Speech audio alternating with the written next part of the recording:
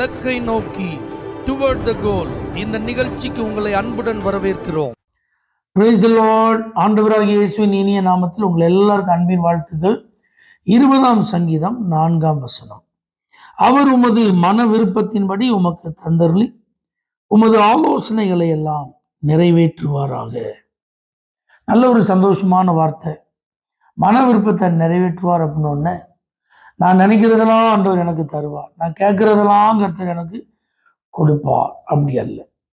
ஆண்டவர் நம்மை குறித்து ஒரு நல்ல விருப்பம் உடையவராக இருக்கிறார். அந்த விருப்பம் நம்முடைய வாழ்வில் நிறைவேறத்தான் நமக்கு நல்ல பொசிஷன்ஸை தருகிறார், பதவிகளை தருகிறார், வேலைகளை தருகிறார், வாய்ப்புகளை கற்று தருகிறார். இங்கே பாருங்களேன், ஆபத்து நாளில் கர்த்தர் உமது ஜெபத்தை கேட்பாராக. அப்படிதான் அந்த சங்கீதம் ஆரம்பிக்கும்.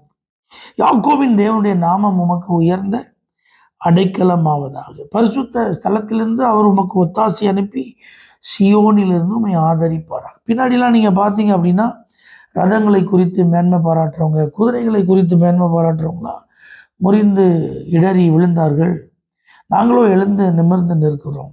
அப்போ இதுக்கு இடையில தான் அந்த மன விருப்பத்தை நிறைவேற்றி உமது ஆலோசனைகளை எல்லாம் ஆண்டவர் என்ன செய்வாராம், நிறைவேற்றுவார் அப்படிங்கிற வார்த்தை வரும்.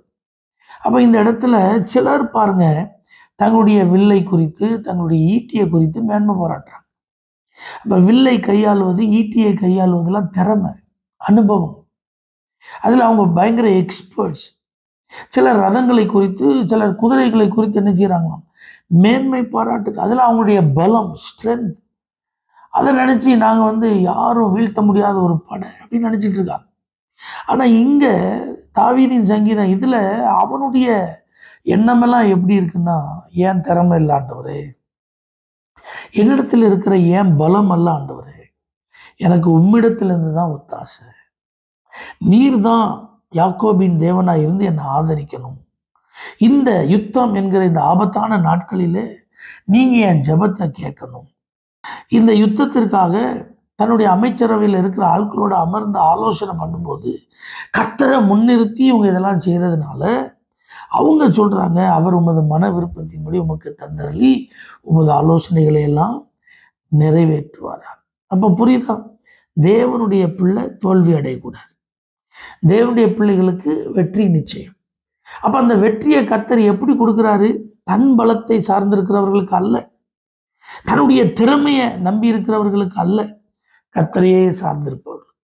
அப்படி கர்த்தரை சார்ந்திருந்து இந்த காரியத்துக்கு ஆண்டவர் நமக்கு உதவி செய்யணும்னு ஜெபம் பண்ணும்போது அதுக்கு தான் பதில் வருது, உமது மன விருப்பத்தின்படி உமது ஆலோசனைகளை எல்லாம் ஆண்டவர் என்ன செய்வார், நிறைவேற்றுவார். ஆனா இன்னைக்கு இந்த வசனத்தை வாசிச்சு, இந்த வசனத்தை வாக்கு தத்தமா பெற்று, இந்த வசனத்தை பிரசங்கத்துல கேட்கும்போது எனக்கு நான் ஒரு வீட்டை விரும்புகிறேன், அந்த வீட்டை எனக்கு தந்துடுவார், இந்த வேலையை விரும்புகிறேன், அந்த வேலையை தந்துடுவார், இந்த பையனை விரும்புகிறேன், அந்த பையனை இந்த பொண்ணை விரும்புகிறேன், இந்த பொண்ணை தந்துடுவார். இப்படிலாம் ஆண்டவர் தரமாட்டார். இந்த விருப்பத்தை அங்கே என்ன செய்யலை, சொல்லலை. ஆகவே நீங்கள் இதெல்லாம் நல்லா புரிஞ்சுக்கிடணும். கர்த்தருடைய விருப்பம் என்ன என்பதை அறிந்து நீங்கள் அதை விரும்பணும். அப்போதான் உங்கள் விருப்பம் நிறைவேறும், உங்க ஆலோசனைகள் நிறைவேறும். யுத்தத்தில் வெற்றி என்பது கர்த்தருடைய விருப்பம். தம்முடைய ஜனம் தோல்வி அடைவதை தேவன் என்ன செய்ய மாட்டார், விரும்ப மாட்டார். அது கர்த்தருடைய விருப்பம். அது கர்த்தருடைய விருப்பமா இருந்தாலும் தன் புயபலத்தை நம்பி போறவங்களுக்கு அது கிடையாது. அதையும் நீங்க புரிஞ்சுக்கிடணும். ஆகவே இந்த வசனங்களின் ஆழங்களை புரிந்து, இந்த வேத வசனத்தின் வெளிச்சத்துல உங்க விருப்பம் இருக்கா, நீங்க ஆண்டவர்கிட்ட எதிர்பார்க்கிறது இருக்குதா, நீங்க அதை இன்னைக்கு யோசிக்கணும். நான் விரும்பினதெல்லாம் கர்த்தர் எனக்கு தரலையே, நான் கேட்டதெல்லாம் கர்த்தர் எனக்கு கொடுக்கலையேன்னு நீங்க ஆண்டவர் மேல குறைவுபடுற ஆளா என்ன செய்யக்கூடாது, இருக்கக்கூடாது. என்னுடைய விருப்பமும் தேவனுடைய விருப்பமும் ஒன்றா இருக்கிறதா, அது தேவ சித்தத்தோடு இணைந்து இருக்கிறதா, அதெல்லாம் நீங்க என்ன செய்யணும், பார்க்கணும். பாருங்க, உங்க வாழ்க்கையில வெற்றி நிச்சயம். நீங்க விரும்புறது தேவனுடைய விருப்பமா இருந்தா நீங்க கேட்காமலே ஆண்டவர் உங்களுக்கு அதை தருவார். பரலோக தேவனே, எங்களுடைய விருப்பம் உம்முடைய விருப்பமாய் மாறட்டும். இயேசுவின் நாமத்தில் பிதாவே, ஆமென். For prayer contact, Pastor J. J. Kumar, El Shaddai Ministries, 9500252586, Surandai.